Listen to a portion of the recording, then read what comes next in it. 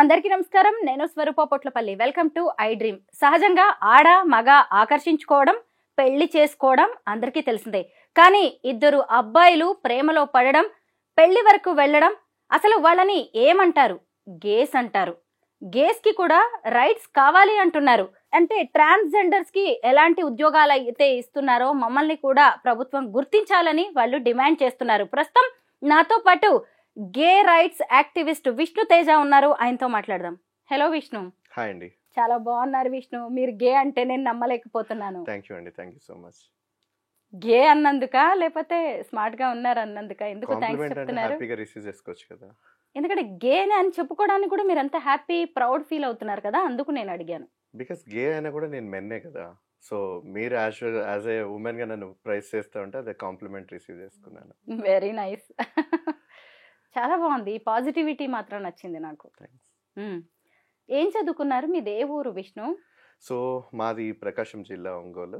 So నేను MSc biotechnology చదివాను. విష్ణు, నేను ఒక గేని చూడడం కానీ మాట్లాడడం, ఇలా ఇంటర్వ్యూ చేయడం ఫస్ట్ టైం. నిజంగా నాకు పెద్దగా ఐడియా లేదు. నాకైతే చాలా డౌట్స్ ఉన్నాయి, అడిగేస్తాను. ఫ్రీ అండ్ ఫ్రాంక్ గా నేను అడుగుతాను. మీరు రెడీనా చెప్పడానికి? రెడీ. విష్ణు, మీరు గే అని మీకు ఏ ఏజ్ లో తెలిసింది, ఎలా తెలిసింది? సో చాలా మందికి ఇది అందరికీ ఉన్న డౌటే అండి. ఎందుకంటే మనం అందరం కూడా ఇంట్లో పిల్లలుగా పెరుగుతున్నప్పటి నుంచి ఎక్కువగా సగం సమయం గడిపేది స్కూల్స్లోనే. సో స్కూల్స్లోనే మనకు రకరకాలుగా పిల్లలు యాజ్ ఎ క్లాస్మేట్స్గా మనకు కనిపిస్తూ ఉంటారు. అక్కడే వాళ్ళ మధ్యలో ఫ్రెండ్షిప్ అనేది స్టార్ట్ అవుతూ ఉంటుంది. అంటే రకరకాలుగా మెంటాలిటీస్ అన్నీ పరిచయం అవుతూ ఉంటాయి స్కూల్ ఏజ్ గ్రూప్లోనే.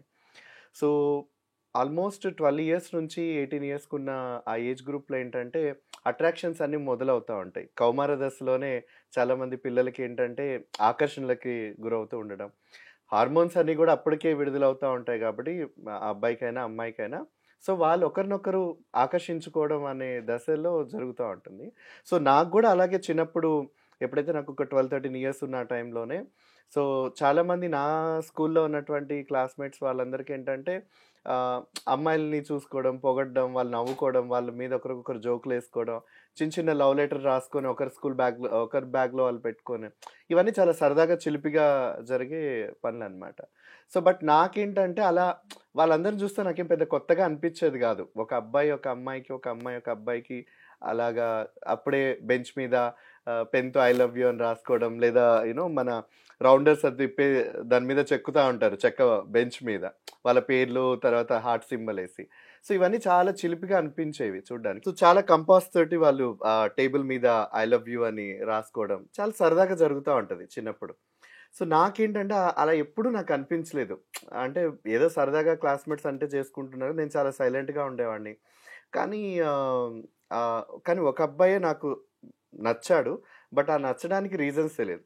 ఇప్పుడు వాళ్ళు కూడా ఒకరికొకరు ప్రపోజ్ చేసుకుంటున్నారంటే అప్పటికి వాళ్ళకి అది ప్రేమనా లేకపోతే ఆకర్షణ ఏంటి అనేది కూడా ఆ చిన్న వయసులో ఎవరికి తెలియదు. బట్ నాకు ఎలా ఉండేదంటే అబ్బాయి ఏ పెన్ వాడితే నేను అదే వాడాలి, ఆ బ్యాగ్ స్కూల్ బ్యాగ్ ఎలా ఏ కలర్లో ఉంటే అలాగే ఉండాలి. సో మా నాన్న నాకు హైదరాబాద్ నుంచి అప్పుడు ఒక హీరో రేంజ్ సైకిల్ తీసుకొచ్చాడు, రెడ్ కలర్ది. సో హైదరాబాద్ నుంచి అది తెప్పించిన తర్వాత నేను స్కూల్కి వేసుకుని వెళ్ళా ఫస్ట్ టైం. సో అందరు కూడా నువ్వు దాంట్లో చాలా బాగున్నావు అనిపించిన తర్వాత నేను ఎవరైతే నచ్చాడు అని అన్నానో అబ్బాయి అట్లా సైకిల్ వేసుకొని వచ్చేవాడు. సో నాకు అనిపించింది, అరే నాకు నచ్చినవాడు అట్లా సైకిల్ వేసుకొని వస్తున్నాడు, ఇది నాకు నచ్చలేదు కదా అనేది ఏదో వంకలు చెప్పి దాన్ని ఇంట్లో ఇచ్చేసేసి మళ్ళీ అట్లా సైకిల్ తెప్పించుకోవడం. అంటే అప్పట్లోనే 7th 8th 9th 10th ఆ ఏజ్ గ్రూప్లో కలిసే ఉన్నాం. అబ్బాయి నేను అందరం కలిసే చదువుకున్నాం. బట్ ఏంటంటే ఆ అట్రాక్షన్ అనేది ఉండిపోయింది. బట్ అది ప్రేమనా లేకపోతే ఎలాంటి కైండ్ ఆఫ్ అట్రాక్షన్ అనేది తెలియదు. బట్ లేటర్ ఆన్ కొంత ఏజ్ వచ్చిన తర్వాత నాకు అర్థమైంది ఏంటంటే that is a kind of bonding. ఇప్పుడు అంతమంది ఒక క్లాస్ రూమ్లో ఉన్నప్పుడు ఒక పర్టికులర్ అబ్బాయి మీదనే ఆ కైండ్ ఆఫ్ ఫీలింగ్స్ ఉండడం, మిగతా అమ్మాయిల మీద ఉండకపోవడం, ఈవెన్ అబ్బాయిలు అలాంటి అమ్మాయిలతో సంబంధించిన కాన్వర్జేషన్స్ వస్తున్నా కానీ నేను పెద్దగా ఇంట్రెస్ట్ చూపించకపోవడం అనేది ఐ రియలైజ్ దట్ వీటన్నిటికీ క్వశ్చన్ ఏంటి అని అంటే ఐఎమ్ హోమోసెక్షువల్ బాయ్. అనేది నాకు అర్థమైంది.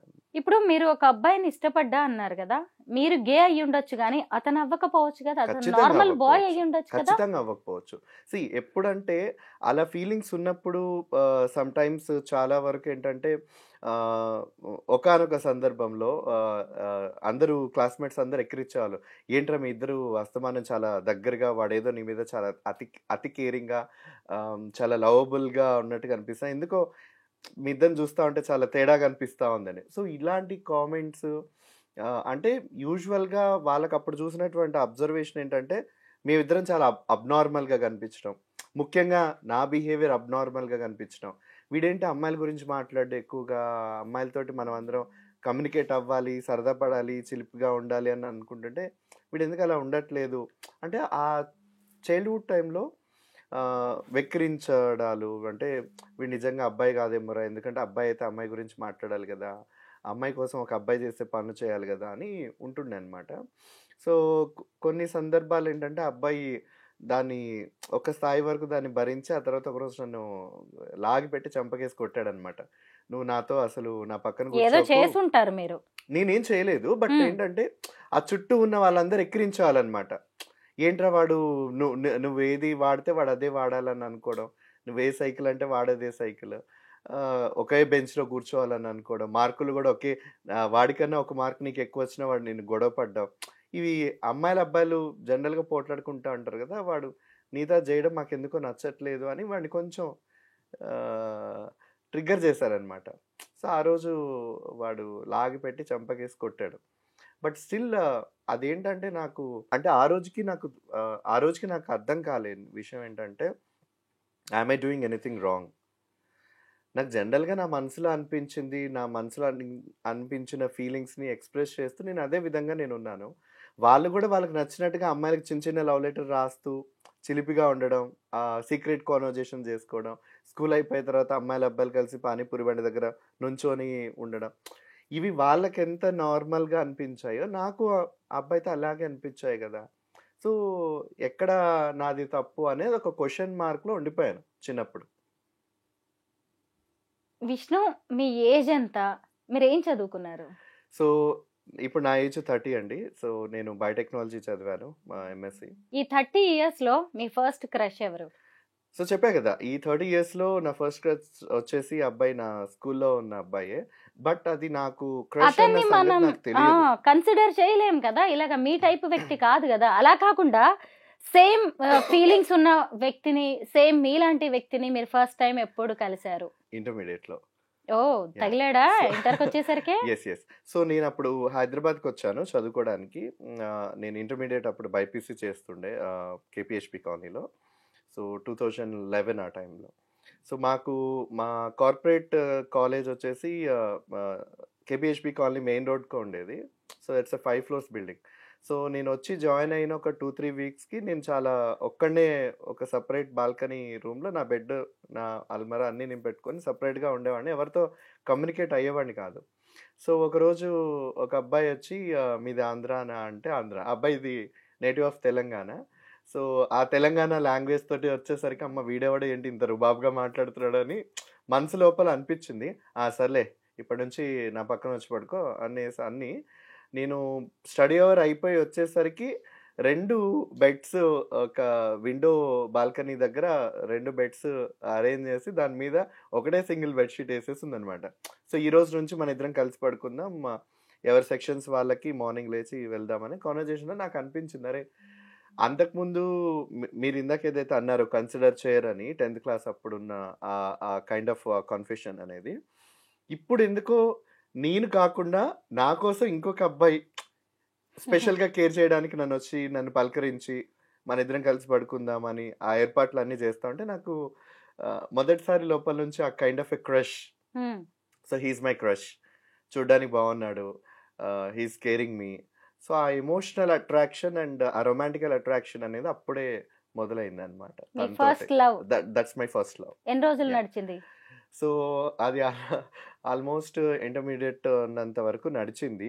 సో, ఆ తర్వాత ఏమైంది అనంటే తను అంటే అందరం గూడా చాలా చిన్న పిల్లలం. ఆల్మోస్ట్ 18 ఇయర్స్ ఉన్న ఏజ్ గ్రూప్ కదా!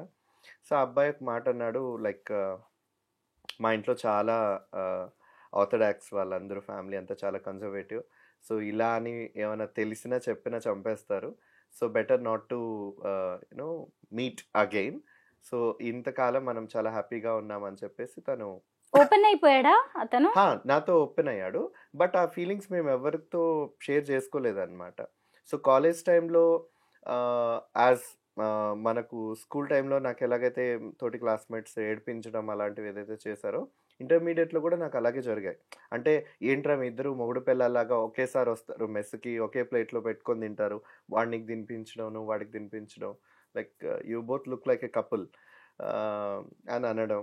సో కొన్ని సందర్భాలు ఏంటంటే నన్ను ఎవడైనా ఇంకొంచెం ట్రిగ్గర్ చేస్తాడంటే ఒకరోజు ఫుల్గా కొట్టేశాడు. అయితే ఏంట్రా వాడు గే అయితే ఏంటి, అవును నాకు అంటే వాడు ఇష్టం అని చాలా అబ్బాయి చాలా తెగించి చెప్పాడనమాట. బట్ నాకు చాలా భయం వేసింది. బికాస్ ఒక బిల్డింగ్ అంతా యూనో నా గురించి మా ఇద్దరి గురించి మాట్లాడుకుంటా ఉన్నారు. ఎక్కడికి వెళ్ళి క్లాస్లో కూర్చోవాలన్నా మొహం చెల్లేది కాదు. మెస్కి వెళ్ళాలనుకున్నా కానీ ఏదో మా ఇద్దరిని చాలా వింతగా చూసేవాళ్ళు. సో నా మీద ఉన్న కన్సర్న్, ఆ ప్రేమ అనేది ఆ అబ్బాయికి కూడా అది నెగిటివిటీగా అయిపోయిందనమాట. సో నేనే కొంచెం ఆలోచించి ఫైన్, మనకి ఇక్కడే ఇలాంటి డిస్టర్బెన్సెస్ ఉన్నప్పుడు నువ్వు ముందే చెప్పావు మీ నాన్న మీ ఇంట్లో ఫ్యామిలీ అందరూ ఒప్పుకునే పరిస్థితి ఉండదు. అసలు మనం ఈ రిలేషన్ ఎంతవరకు వెళ్తుంది అనేది కూడా తెలియని వయసు కదా. So better you be happy. So intermediate అయిపోయింది. నా దారిన నేను చదువుకోవడానికి వేరే చోట వెళ్ళిపోయాను. అబ్బాయి దారిన వేరే చోటికి చదువుకొని వెళ్ళిపోయారు. యా. మళ్ళీ ఎప్పుడు కలవలేదా మీరిద్దరు? మధ్యలో కొన్ని సందర్భాల్లో నేను కలిసాను. బట్ పాత జ్ఞాపకాలు అలాగే మనసులో ఉన్నాయి. బట్ దాన్ని ఎప్పుడు మళ్ళీ మేము డిస్కస్ అతను చేస్తాం. పెళ్లి చేసుకోవడం ఏమైనా జరిగిందా విష్ణు? ఇప్పటికి ఇంకా పెళ్లి కాలేదు. బట్ ఖచ్చితంగా అయితే ఇంకొక అమ్మాయిని పెళ్లి చేసుకుంటాడు. మీరు ఏం జాబ్ చేస్తుంటారు? సో నేను బయోటెక్నాలజీ నాది అయిపోయిన తర్వాత నేను 1 సంవత్సరం పాటు వైల్డ్ లైఫ్ కన్జర్వేషన్ చేశాను మన ఈస్టర్న్ ఘాట్స్ దగ్గర. సో నాకు వన్యప్రాణులు అంటే చాలా ఇష్టం అనమాట. సో వన్యప్రాణి సంరక్షకుడిగా అప్పుడు కొన్ని కింగ్ కోబ్రాస్ ప్రాజెక్ట్లో నేను అప్పుడు చాలా యంగ్ రీసెర్చర్గా ఉండే అనమాట. సో అది చేసిన తర్వాత నేను హైదరాబాద్ సిటీలో రావాలి. బికాస్ లైఫ్ అంతా అడవిలోనే ఉంటున్నట్టుగా ఉంది. Like I need to find out people like me. నాలాగా ఉన్న వ్యక్తుల్ని నేను కలుసుకోవాలి, వాళ్ళతో నేను టైం స్పెండ్ చేయాలి. లైక్ నా లోపల ఉన్న ఆ ఎమోషన్స్ అవన్నీ కూడా చాలా డిస్టర్బెన్స్గా ఉన్నాయి, నేను ఎవరితో షేర్ చేసుకోలేకుండా నా అనిపించిన దాకా. అప్పుడు హైదరాబాద్కి వచ్చి నేను ఒక కార్పొరేట్ కంపెనీలో నేను జాయిన్ అయ్యాను. సో జాయిన్ అయిన ఒక ఫ్యూ వీక్స్కి ఏమైందంటే నా సేమ్ యాజ్ యూజువల్. సో నేను అమ్మాయిలతో ఎంత కంఫర్టబుల్గా ఉంటానో అది చిన్నప్పటి నుంచి కూడా. సో స్కూల్లో క్లాస్లో అప్పటికి కూడా నేను చాలా అల్లరిగా చేసేవాడిని, అమ్మాయిలతో చాలా సరదాగా ఉండేవాడిని. సో ఆ చనువు నాకు పెరుగుతూనే వచ్చేది. ఆ బాండింగ్ అనేది అమ్మాయిలతో ఉండేది కానీ బట్ వాళ్ళని ఎప్పుడు కూడా నేను ఎనీ కైండ్ ఆఫ్ అట్రాక్షన్స్ తోటి నేను చూడలేదు. Physical, mental, sexual, romantical, all these kind of attractions నాకు ఎప్పుడు వాళ్ళ మీద కలగలేదు. But I like them. ఇప్పుడు ప్రపంచంలో అన్ని మనుషులు, అన్ని జంతువులు, ప్రతి మన చుట్టూ ఎలా ఉంటాయో women, girls are also same like that. I love them, I like them. And ఆ రెస్పెక్ట్ కైండ్ ఆఫ్ అనే ఫీలింగ్ అనేది ఇంటర్నల్గా చిన్నప్పటి నుంచి జనరేట్ అవుతూ వచ్చిందనమాట.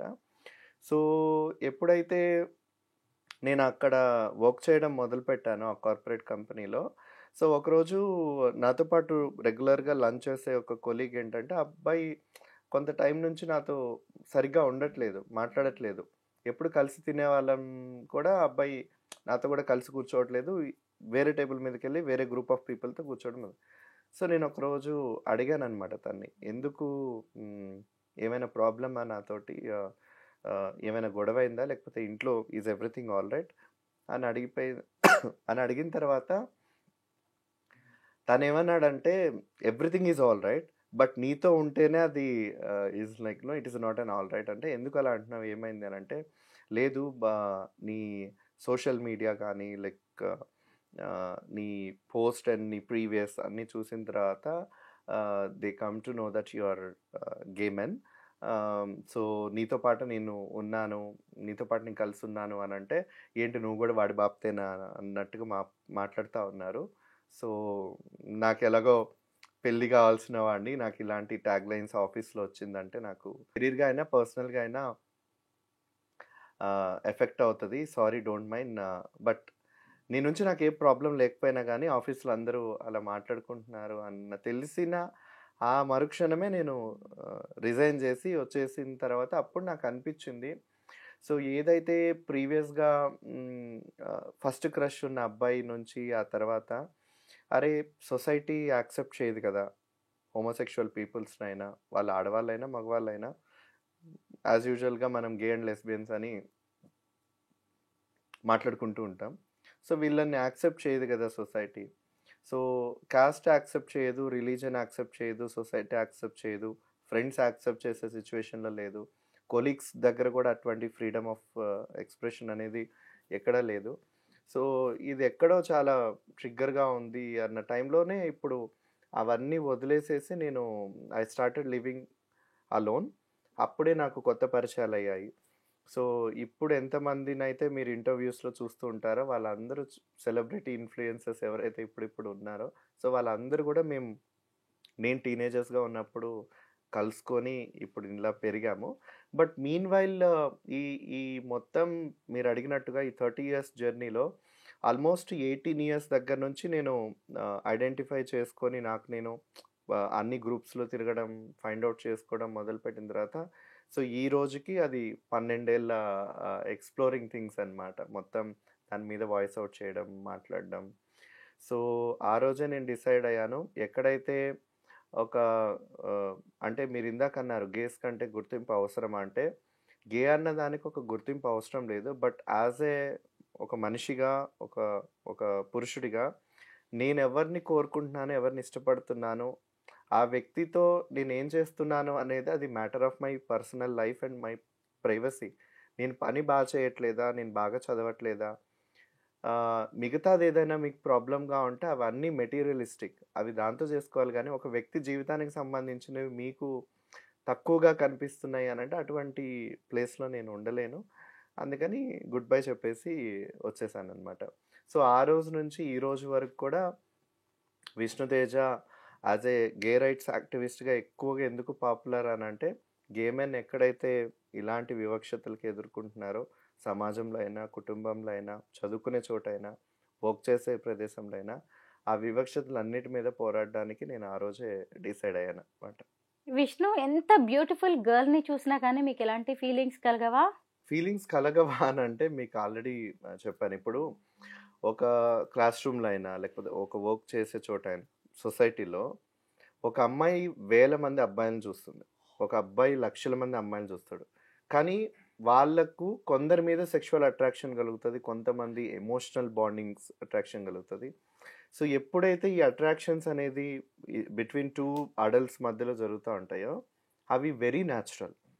ద సేమ్ థింగ్ ఎప్పుడైతే ఒక అబ్బాయి ఇంకొక అబ్బాయి మీద ఫీలింగ్స్ ఉన్నాయి, అమ్మాయి మీద లేవు, లేదు ఇంకొక అమ్మాయికి అమ్మాయి మీద ఫీలింగ్స్ ఉన్నాయి, అవి అబ్బాయి మీద లేవు అని అంటే ఇమీడియట్గా చుట్టూ ఉన్న వాళ్ళందరికీ ట్రిగ్గర్ అయ్యేది ఏంటంటే వీళ్ళు తేడా.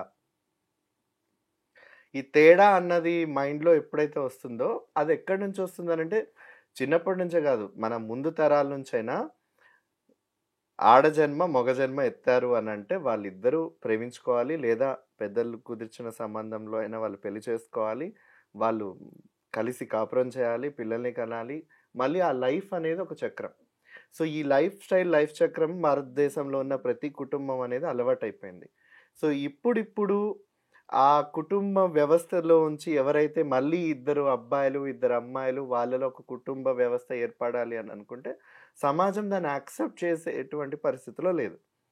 సో లేనటువంటి సిచ్యువేషన్లో మాలాంటి అట్రాక్షన్స్ అందరికి ఏం కనిపిస్తాయి అంటే అవి అన్యాచురల్, అబ్నార్మల్. మీరు నార్మల్ బాయ్ లాగానే ఉంటారా ఫిజికల్ గా? ఎస్, ఫిజికల్ గా బాయ్ గానే ఉంటాం, కాకపోతే మెంటల్ గా మీరు ఇంకొక బాయ్ కి అట్రాక్ట్ అవుతారు అంతే. ఎప్పుడైతే మనకు ఒక చిన్న క్లారిఫికేషన్ నేను మన వ్యూవర్స్ అందరు కూడా చాలా మందికి తెలియంది ఏంటంటే, మన 2 తొడల మధ్యలో ఉన్న భాగం ఏదైతే ఉందో అది లైంగిక చర్యల కోసం లేదా పునరుత్పత్తి కోసమో దానికి సంబంధించినటువంటి ఒక భాగం. మన ఏ ఆడ వ్యక్తి అయినా మగ వ్యక్తి అయినా వాళ్ళిద్దరు 2 తొడల మధ్యలో ఉన్నది. మన 2 చెవుల మధ్యలో ఉన్నది ఏదైతే మెదడు ఉందో అది మన ఎమోషన్స్కి సంబంధించి, మన బాడీలోకి సంబంధించినటువంటి హార్మోన్స్, సెక్రెషన్స్, అదని ఆ 2 కలిపితే ఇక్కడ ఏం ఫీల్ అవుతా ఉంటాము అనేది that is an attraction. So, ఒక మనిషికి ఎవరి మీద అట్రాక్షన్ కలుగుతుంది, ఎవరితో నవ్వాలి, ఎవరితో ఏడవాలి, ఎవరితో కలిసి ఒక చాయ్ తాగాలి, ఎవరితో కలిసి ఒక సిగరెట్ తాగాలి అనేది it is all between 2 humans. అది ఎప్పుడైతే చూసే జనాలకి ఇది అబ్నార్మల్ అని అనిపిస్తుందో, ఇదేదో చాలా తేడాగుందే అని అనిపిస్తుందో, అక్కడే ఒక వివక్షత మొదలవుతుంది.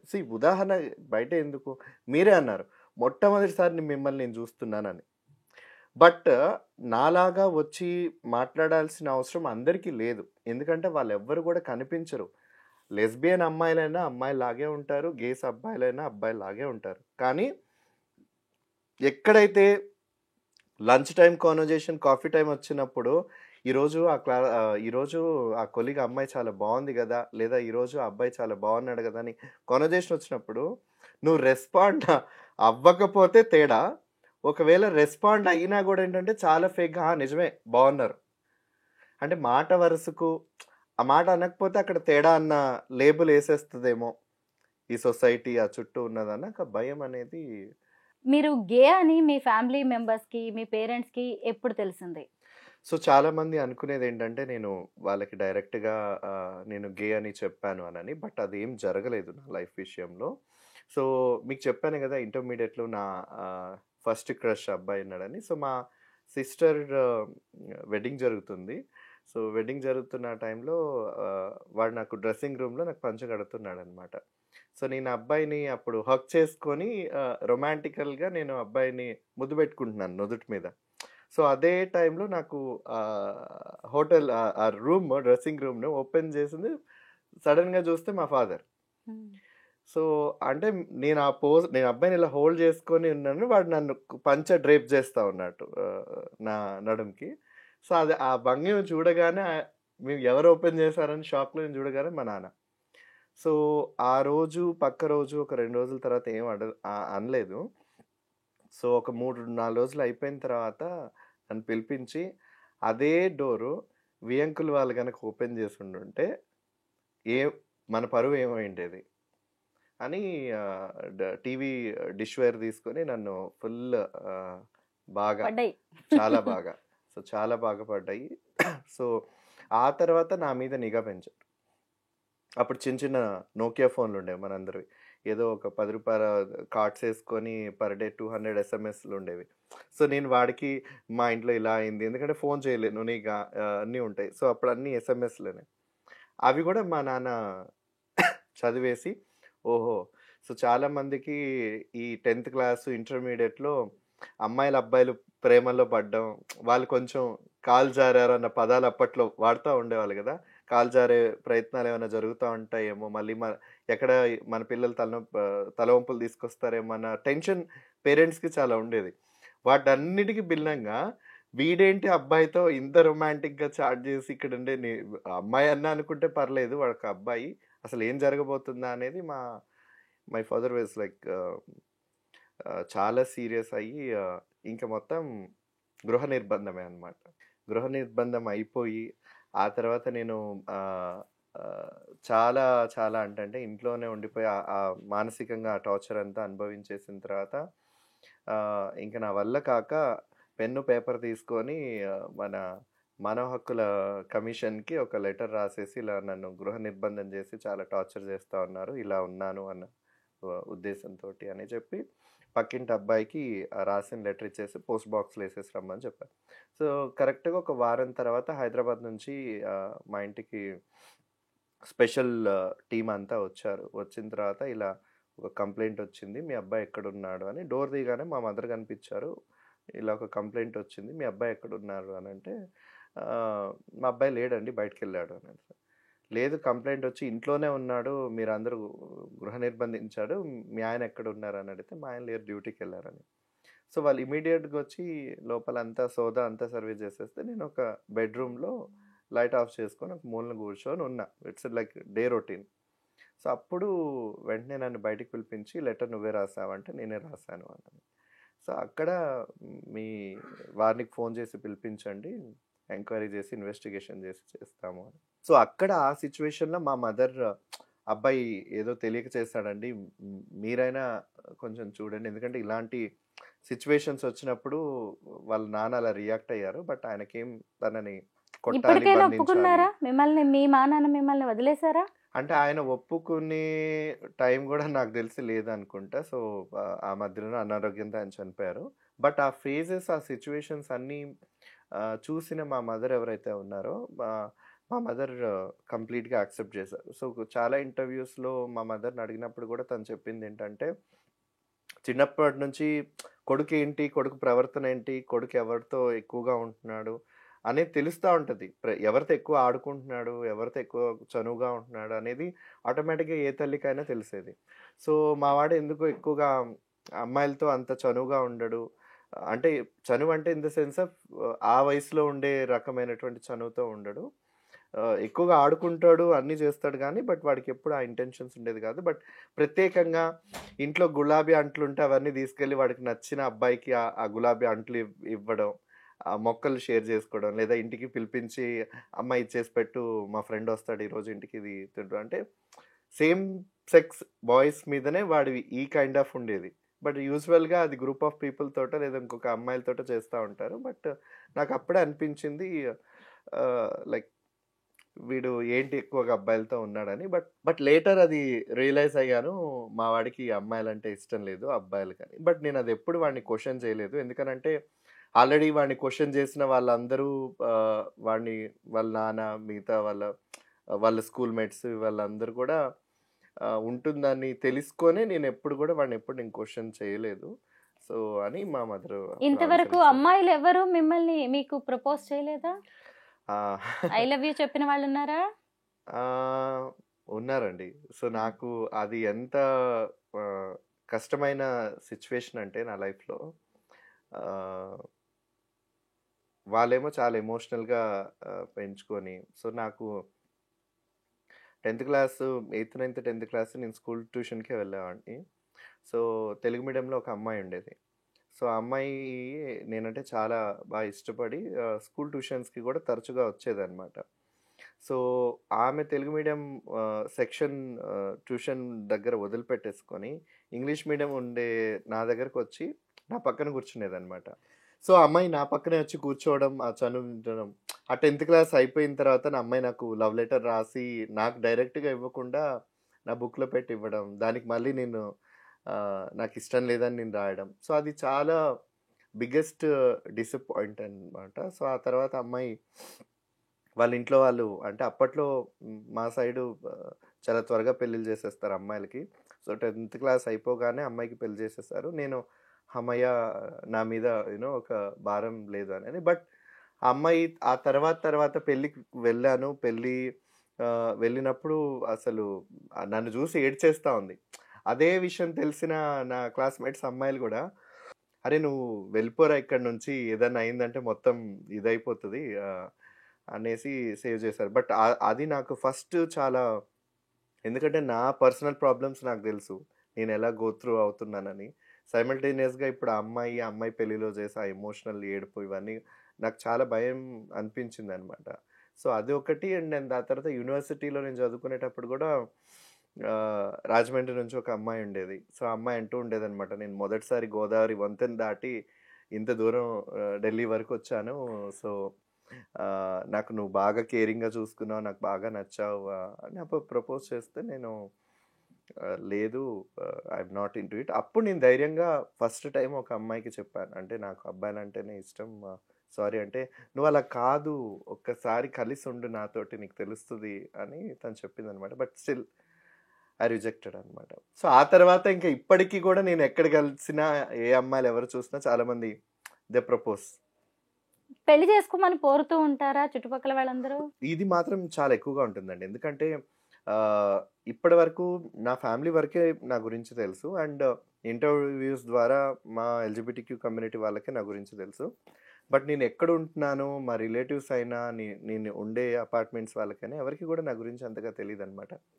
సో ఎక్కడైనా ఫ్యామిలీ ఫంక్షన్స్కి వెళ్తున్నప్పుడు ఏంటంటే పెళ్ళి ఎప్పుడు చేసుకుంటావు, యూనో దేవర్ సో అంటే క్యూరియస్ అన్నమాట. అంటే మీ అబ్బాయి చాలా బావుంటాడు. మా అమ్మాయికి ఇచ్చి చేస్తారా? లేకపోతే సంబంధాలు చూడమంటారా? ఇలాంటి కన్వర్జేషన్స్ అన్నీ వచ్చేవన్నమాట. సో, మా మదర్ చాలా సింపుల్‌గా వాడికి నచ్చితే చేసుకుంటాడు. నచ్చకపోతే వాడి ఇష్టం వాడు ఎలా ఉండాలనుకుంటాడు. అంటే ఇదొక్కటే పాస్ చేసేదన్నమాట. సో, తను ఇబ్బంది పడేది కాదు. ఆ సిట్యుయేషన్స్‌లో నన్ను కూడా ఇబ్బంది పెట్టేది కాదు. బట్ ఈ క్వెషన్స్ బట్ ఈ క్వెషన్స్ అయితే చాలా రెగ్యులర్‌గా ఎన్‌కౌంటర్ అవుతుంటాయి. విష్ణు, మీకు అబ్బాయిలంటే అట్రాక్షన్ ఉండొచ్చు, వాళ్ళతో మీరు కలిసి ఉండొచ్చు, అది మీ పర్సనల్ థింగ్. ఇలా పబ్లిక్ చేసుకోవడం అవసరమా? ఇంటర్వ్యూలు ఇవ్వడం అవసరమా? అసలు గే అని చెప్పుకోవడానికి మీకేం అనిపించట్లేదా? ఇది చాలా మంచి ప్రశ్న. ఎందుకనంటే గే అని చెప్పుకొని తిరిగినంత వరకు వాళ్ళకేం పెద్ద కీర్తి కిరీటాలేం రావు. పిలిచి సన్మానాలు చేయరు. అవార్డులు, రివార్డులు కూడా ఏమి ఇవ్వరు. బట్ ఎందుకు ఐడెంటిటీని సొసైటీకి రివీల్ చేసి చెప్పాలి అనంటే, ఉదాహరణకు మీరన్నారు, నేను గే అని మీకు తెలిసిన తర్వాత, చెప్పిన తర్వాత నువ్వు అలా లేవు అని మీరన్నారు. కానీ ఈ ప్రపంచంలో ముఖ్యంగా మన తెలుగు రాష్ట్రాల్లో కొన్ని వేల మంది నాలాంటి గే మగవాళ్ళున్నారు. వాళ్ళు ఆహ్, కుటుంబం కోసమో, సమాజం కోసమో, ఫ్రెండ్స్ కోసమో, లేదా వాళ్ళు అనుకున్నటువంటి జీవితం సాఫీగా సాగాలనుకునే దానికోసమో ఎవరైనా అమ్మాయిని పెళ్లి చేసుకొని, తర్వాత ఆ అమ్మాయి జీవితాన్ని ఇబ్బంది పెట్టి, అది మళ్ళీ రోడ్డు మీదకొచ్చి, అదంతా ఒక పెద్ద గందరగోళం, గజిబిస్తానం. ఎందుకంటే గే అంటేనే ఒక మగవాడికి ఇంకొక మగవాడి మీద అన్ని రకాలైనటువంటి ఆకర్షణ. అలాంటప్పుడు బలవంతంగా పెళ్లి చేసుకొని, సంసారం చేసి పిల్లల్ని కనాలనేది అది అది ఆ వ్యక్తికి ఒక పెద్ద నరకం. కానీ ఎందుకు నా భర్త ఇలా చేయలేకపోతున్నాడంటే, సొసైటీ ఒక స్టాంప్ ఏస్తదంటే మగాడు కాదు, మగతనం లేదు, సంసారానికి పనికిరాడు. ఇలాంటి మాటలతో చాలా ఉక్కిరిబిక్కిరి చేసేసి చాలామంది మగవాళ్ళు సూసైడ్ చేసుకోవడానికి అనే పరిస్థితులు వెళ్ళిపోతాయి. నా టైం పీరియడ్‌లో ఎప్పుడైతే నేను నా జాబ్ మానేసిన తర్వాత స్టార్టింగ్‌లో నన్ను నేను వెతుక్కోవడం, నా చుట్టూ ఉన్న వాళ్ళని వెతుక్కోవడం మొదలుపెట్టిన ఆ సందర్భంలో నాకు ఇప్పటికీ గుర్తుంది. ఆహ్, మాదాపూర్ ఒక కార్పొరేట్ హాస్పిటల్‌లో ఒక అబ్బాయి సూసైడ్ చేసుకొని బెడ్ మీద ఉండిన తర్వాత లాస్ట్ చనిపోతాడు. డాక్టర్ ఒక 10 మినిట్స్ అని డిక్లేర్ చేసిన తర్వాత ఏదైనా మాట్లాడాలనుకుంటే మాట్లాడొచ్చు అని చెప్పిన తర్వాత నేను అతనితో మాట్లాడుతున్నప్పుడు నా చేతిలో చేసుకొని ఒక మాట చెప్పాడు. ఎట్టి పరిస్థితుల్లో నేను ఒక అబ్బాయి అయ్యుండి ఇంకొక అబ్బాయి మీద ఫీలింగ్స్ ఉన్నాయి. అది మా ఇంట్లో వాళ్ళకి తెలిస్తే ఒప్పుకోరు. నాకు ఈ టెన్షన్సే నాకు లైఫ్‌లో చాలా డిస్టర్బింగ్స్‌గా ఉన్నాయి. నాకు బతకాలని లేదు అని అబ్బాయి సూసైడ్ చేసుకున్నప్పుడు, ఆ అబ్బాయి నాకు చెప్పిందేంటంటే, నేను చనిపోయిన తర్వాత because he is still in conscious, he knows that he is going to die in a minutes. నాకు ప్రామిస్ చేయించుకొని చెప్పిన మాటేంటంటే, మా ఇంట్లో వాళ్ళకి అమ్మాయిని ప్రేమించాడు, అమ్మాయి మోసం చేసిందనే చెప్పు. ఎందుకనంటే వాళ్ళకి గూడా ఒక గౌరవం ఉంటుంది. ఇలా అని తెలిసిన తర్వాత చుట్టుపక్కల మిగతా వాళ్ళందరూ గూడా చాలా ఇదిగా చూస్తారు. దయచేసి ఈ విషయాన్ని, నా చావుకుని ఈ విషయాన్ని నువ్వు నిజంగా చెప్పు. అమ్మాయి కోసం చనిపోయాడనేది. ఎటువంటి ఎంక్వైరీస్ ఏవి పెట్టుకోకుండా అమ్మాయి నాకు చెప్తూ ఉంటాడు చనిపోయాడని. That makes me more you know ఏమని చెప్పాలంటే చాలా హృదయం చాలా చాలా చాలా విదాకరమైనది. ఎందుకంటే ఈ పరిస్థితి ఎందుకు రావాలి? ఒక అబ్బాయిగా పుట్టి ఇంకొక అబ్బాయి మీద ఫీలింగ్స్ కలగడం అనేది తను చేసిన తప్పు కాదు. సమాజంలో నే కాకుండా అందరికీ ఎవరి మీద ఎవరితో ఉండాలి, జీవితం పంచుకోవాలనేది అది ప్రతి ఒక్క మనిషి హక్కు గదా! సో, ఆయన ఫీలింగ్స్ ఇలా ఉండడం వల్ల తను ఆత్మహత్య చేసుకునేలాగా ప్రేరేపించే సమాజం అనేది కరెక్ట్ కాదు కదా అని నన్ను అనిపించి, ఆ రోజు నుంచి గేస్ అంటే ఇలా ఉంటారు. గేస్ అంటే ఫీలింగ్స్ ఇలా ఉంటాయి. గేస్‌కి అమ్మాయిల మీద ఫీలింగ్స్ ఉండవు. మీరు పొరపాటున వాళ్ళని పెళ్లి చేసుకొని వాళ్ళని రోడ్డు మీదేసి 498 కేసులేసి, ఇంపార్టెంట్ అని కేసులేసి, మగతనం లేదని మీడియాల ముందుకొచ్చి తన అలా మీద చాలా మంది మోసం చేసి ఆడపిల్లల నానా రకాల జీవితాలని నాశనం చేస్తున్నారు. అభ్యంతరాలేసి, అంటే ఇవి 2 రకాలు గదా! ఇప్పుడు అబ్బాయికి అమ్మాయిని పెళ్లి చేసుకొని మోసం చేయాలనేది తనకుండదు. అవతల అమ్మాయికి గూడా అబ్బాయిని ఇది చేయాలని గూడా తనకుండదు. కానీ తన చుట్టూ ఉన్న ఫ్యామిలీసు, సమాజమే వాళ్ళిద్దరిని ప్రోత్సహిస్తది. నీకు తేడాగాడి భర్త దొరికాడు గదా! లాగినంత వరకు లాగేసేయి, కేసులేసేసి నీ జీవితం నెక్స్ట్ సెటిల్ అవుతదని వాళ్ళు చెప్పడం. వీడేంటంటే తనకి తాను సమాజంలో పరువు పోకోకుండా, కుటుంబం దగ్గర పరువు పోకోకుండా స్టిల్ దాన్ని ఇంకా కాపాడుకోవడానికి ప్రయత్నాలు చేయడం. ఇవన్నీ గూడా చాలా డిస్టర్బెన్సెస్ క్రియేట్ చేస్తా ఉంటాయి. సో సొసైటీకి అవగాహన రావాలి, ఒక గే అంటే ఎవరు, వాళ్ళ లక్షణాలేంటి, వాళ్ళ మనస్తత్వం ఏంటి అనేది చాలా ముఖ్యమన్న ఉద్దేశంతో నేను ముందుకొచ్చి మేమంటే ఇలా ఉంటాం, మా మనసు ఇలా ఉంటుంది, మా నడవడికి ఇలా ఉంటుంది అనేది చెప్పడం మొదలుపెట్టాను అనమాట. అందుకు తప్ప మిగతా ఏ చోట కలిసి హాయ్ అండి నేను గే అండి కొందరు ఇంటర్వ్యూస్ చేస్తూ ఉంటారు కదా, అలా చెప్పుకోవాల్సిన అవసరం కూడా లేదు. బికాస్ గే అనేది నా సెక్షువల్ మెంటల్ రొమాంటికల్ అట్రాక్షన్, అది ఇద్దరు వ్యక్తుల మధ్యకి సంబంధించిన అది నా బెడ్రూమ్ మ్యాటర్, నా పర్సనల్ లైఫ్ మ్యాటర్. 10 మందికి మెడలో వేసుకొని నేను గే అండి చెప్పాల్సిన అవసరం కూడా నాకు లేదు. సో కేవలం రైట్స్ కోసం, విజిబిలిటీ కోసం, అవేర్నెస్ కోసం మాత్రమే నేను ఐడెంటిటీని రివీల్ చేసి మాట్లాడుతున్నాను, అది ఇంటర్వ్యూస్లో అయినా ఎక్కడైనా వేదికల మీద అయినా. విష్ణు, గే మెన్ మధ్య ఫిజికల్ రిలేషన్ ఉంటుందా? ఎస్ అండి. సో గే మెన్ మధ్య రొమాంటికల్ రిలేషన్ ఉంటుంది, ఫిజికల్ రిలేషన్ ఉంటుంది, సెక్షువల్ రిలేషన్ ఉంటుంది. సో ఎవరైతే వీడు తేడాగాడు పడక గదిలో అన్న టైటిల్స్ తోటి బయటకు వచ్చే ఇంటర్వ్యూస్ చూస్తూ ఉంటాం, ఆ కామెంట్స్ చూస్తూ ఉంటాం. ఇక కోర్టులలో కేసులు అయితే చాలా ఉంటాయి, నా మొగుడు సంసారానికి పనికిరాడు, నా జీవితం నాశనం అయిపోయిందని. ఎక్కడ పనికిరాడు అంటే, ఉదాహరణకు ఒక ఇద్దరు వ్యక్తులు, వాళ్ళ ఆడైనా మగ అయినా ఎవరైనా కానీ, వాళ్ళకి ఒకరి మీద ఒకరికి ఆకర్షణ లేకుండా మీరు వాళ్ళిద్దరిని ఒకరు బెడ్రూమ్లోకి వేస్తే తలుపేస్తే వాళ్ళ మధ్యలో ఏమైనా అవుతుందా? It's an impossible. ఎందుకు? ఇది ఒక విచక్షణ. అది ఎవరు అర్థం చేసుకోవాలని అంటే, ఇప్పటికి కూడా మనకు చిన్న పిల్లల దగ్గర నుంచి సెక్షువల్ అట్రాక్షన్స్, ప్రేమ ఒకరి మీద ఎక్కడికంటే ఆకర్షణ కలిగితేనే వస్తాయి. ఆకర్షణ కలగకోకుండా ఎప్పుడైతే ఇద్దరు వ్యక్తులకి పెళ్లి చేసేసేసి, తాళి కట్టించేసేసి, శోభనం గదిలో పాలిచ్చి సినిమాటిక్గా పంపించేసి కాపురం జరిగిపోతుందంటే, తను ఆ వ్యక్తిని, తన బాడీని, తన మనసుని, తన రూపాన్ని తను ఫీల్ అవ్వాలి కదా. ఫీల్ అయితేనే శరీరం రిసీవ్ చేసుకొని అదే ఆప్యాయంగా రిసీవ్ అవుతూ ఉంటుంది. ఇది ఎవరు అర్థం చేసుకుంటారు? ఎవరు చెప్తారు? చెప్పేవాళ్ళు ఏమైనా ఉన్నారా? సమాజంలో ఇలా మారండి, అలా మారండి అని చాలామంది రకరకాలుగా ప్రవచనాలు, రకరకాల విశేషాలను చెప్తారు, కానీ ఒకరిద్దరు వ్యక్తులు ఎలా కలిసి ఉండాలనేది ఎక్కడైనా చెప్తారు? అందుకనే సెక్స్ ఎడ్యుకేషన్ అనేది భారతదేశంలో చాలా ముఖ్యం. అది గనక తెలుసుకున్నట్లయితే ఇటువంటి అపోహలు అనేవి చాలా వరకు తొలగిపోతాయి. విష్ణు, మీరు ఇప్పుడు ఎవరితోనైనా రిలేషన్లో ఉన్నారా? అలాగే ఇంటర్మీడియట్ బ్రేకప్ తర్వాత మళ్ళీ లవ్ స్టోరీస్ మొదలయ్యాయా మీకు? ప్రస్తుతానికైతే నేను రిలేషన్లో లేను. సో దానికి కూడా చాలా బలమైన కారణం ఉంది. సో 2011 నుంచి 2018 వరకు నేను దాదాపు ఒక 8 రిలేషన్స్లో నేను ఉన్నాను.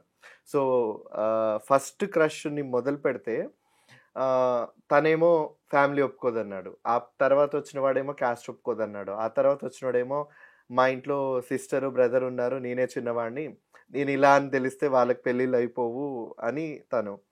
సో ఇంకొందరు మేము ఒక మంచి పెద్ద కుటుంబం, మా ఇంట్లో అదే ఇలా అని తెలిస్తే వాళ్ళు ఒప్పుకోరు. లాస్ట్లో 2018లో నేను ఒక ముస్లిం అబ్బాయిని ప్రేమించాను. ఆ అబ్బాయి కోసం నేను కన్వర్ట్ కూడా అవ్వడం జరిగింది.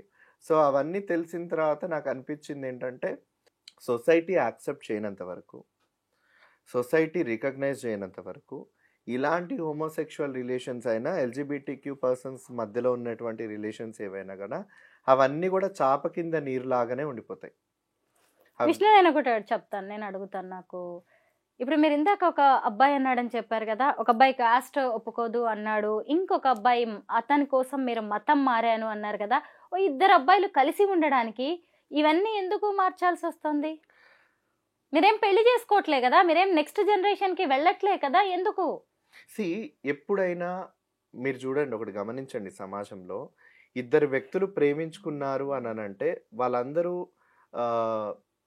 ఆ కొంత పరిచయంలోనే, ఆ కొంత ప్రేమాయణం టైంలోనే మనం ఒక ఇల్లు కట్టుకోవాలి, మన ఇద్దరం కలిసి ఉండాలి, మనం ఈ ఊర్లో ఉండాలి, మన పిల్లలకి ఈ పేరు పెట్టుకోవాలి అనేది ఆ ఊహించేది ఉంటుందా? ఉండదా?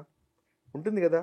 మేము కూడా అంతే, మన ఇద్దరం ప్రేమించుకున్నాం, మనకు ఒక లైఫ్ ఉండాలి, మన ఇంట్లో వాళ్ళు మనల్ని తరిమి బయటకు వేసేస్తే మనకంటూ ఒక రూమ్ ఉండాలి, ఒక కుక్కని తెచ్చి పెంచుకుందాం, మన ఇద్దరం కలిసి ఉందాం అనేది వాళ్ళు కూడా ఒక డ్రీమ్ లైఫ్ని ఎక్స్పెక్ట్ చేస్తారు.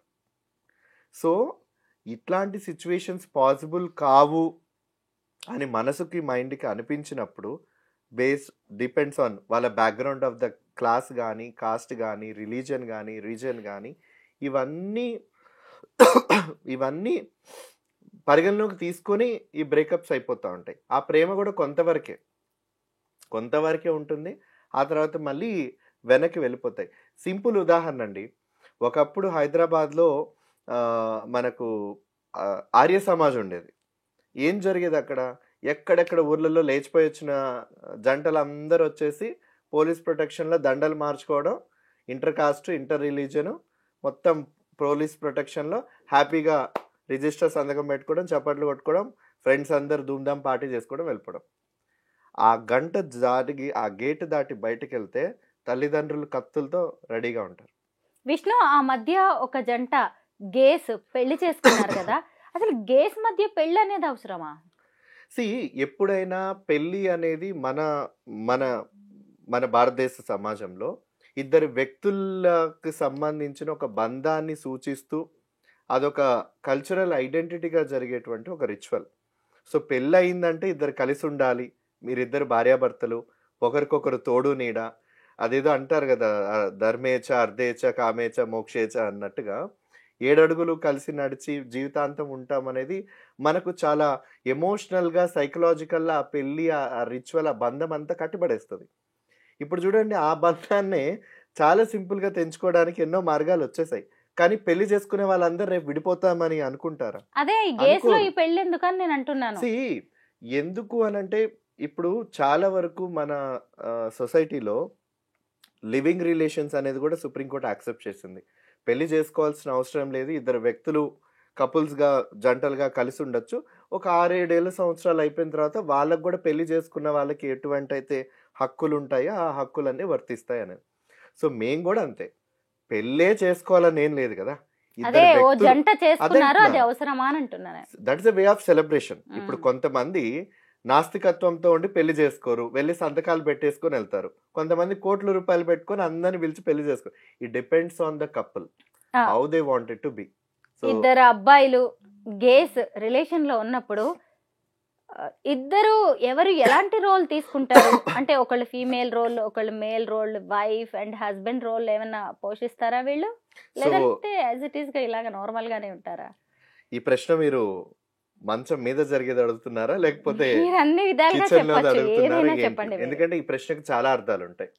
సో ఎప్పుడైతే రీసెంట్ గా సుప్రీంకోర్టులో మనకు సేమ్ సెక్స్ మ్యారేజ్ కి సంబంధించిన ఒక పిటిషన్ పడిందో, అక్కడ మనకు గతంలో ఉన్నటువంటి chief justice of India D Y Chandrachud garu ముందు ధర్మాసనం ముందు వాదోపవాదం జరుగుతున్నప్పుడు నేను చాలా కేర్ఫుల్గా మొత్తం అవన్నీ వింటున్నాను అనమాట. సుప్రీంకోర్టు హాల్ మధ్యలో జరిగే కన్వర్జేషన్ చాలా ఇంట్రెస్టింగ్ పాయింట్. మీరు అడిగిన ప్రశ్నే సాలిసిటర్ జనరల్ తరపున మన భారతదేశం తరపున అడిగిన ప్రశ్న. ఇద్దరు మగవాళ్ళు కనుక పెళ్లి చేసుకుంటే, లేదా ఇద్దరు ఆడవాళ్ళు కనుక పెళ్లి చేసుకుంటే, ఇందులో భార్య ఎవరు, ఇందులో భర్త ఎవరు? ఒకవేళ వీళ్ళు విడిపోవాలి అని అనుకుంటే భరణం ఎవరికి ఇవ్వాలి? So there are many legal complications వీటన్నిట్లో. ఎవరు అమ్మ అవుతారు, ఎవరు నాన్న అవుతారు, అసలు మీకు పిల్లల్ని తీసుకునే రైటే లేదు కదా, అడాప్షన్ కి లేదు, పేరెంటింగ్ లేదు కదా అనేది చాలా చాలా చాలా చాలా క్వశ్చన్స్ అన్ని చాలా ఉన్నాయి. బట్ ఒకటే నా చిన్న సమాధానం ఏంటంటే, ఇద్దరు వ్యక్తులు కలిసి ఉండాలని అనుకుంటే కలిసి ఉండడానికి సమాజంలో వాళ్ళు వివక్షతను, ఇప్పుడు for example inter caste inter religion couples కలిసి ఉండడానికి చట్టాలు వచ్చాయి. వాళ్ళు పెళ్ళిళ్ళే చేసుకోవట్లేదు, పూలదండలు మార్చుకుంటున్నారు, సంతకాలు పెట్టుకుంటున్నారు, అది వాళ్ళిద్దరు నమ్మకం.